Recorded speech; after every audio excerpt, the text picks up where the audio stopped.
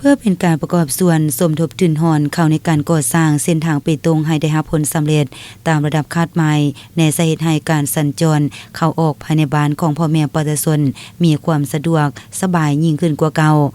ในที่ผ่านมานี้ทานสนธนูธรรมวงศ์เจ้าแขวงบุรีคำไซต่างนายกับองค์การปกครองแขวงบุรีคำไซพร้อมด้วยคณะ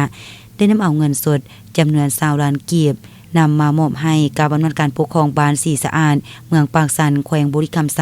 เพื่อสมทบทุนหอนให้กับอำนาจการปกครองบ้านเพื่อนำใช้เข้าในการจัดซื้อวัตถุอุปกรณ์เข้าในการก่อสร้างเส้นทางเปตงซึ่งก็คือการก่อสร้างเส้นทางหอมภายในบ้านให้เกียรติขึ้นรับเงินที่นำมามอบในครั้งนี้โดยเมนทานสีประเสริฐเพชรสมภูเลขาพักบ้านในบ้านสีสะอาดโดยมีทานสุริยาลาดสบัวสีว่าการเจ้าเมืองปากสันต่างในองค์การจัดตั้งที่เกี่ยวข้องตลอดหอดพ่อแม่ประชาชนภายในบ้านเข้าร่วมเป็นสักขีพยานแผนการก่อสร้างเส้นทางเปตงภายในบ้านสีสะอาดได้เริ่มจะตั้งปฏิบัติมาแต่ต้นปี2024โดยการระดมทุนหอนจากพ่อแม่ประชาชนบรรดาบริษัทวิสาหกิจห้างร้านต่างๆภายในบ้านของตนตลอดหอดนิติบุคคลภายในสังคมองค์การจัดตั้งภาครัฐจำนวนหนึ่งซึ่งมาหอดปัจจุบันพ่อแม่ประชาชนภายในบ้านสีสะอาด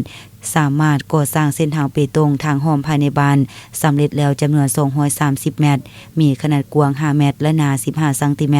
รวมมูลค่า230ล้านกว่ากีบ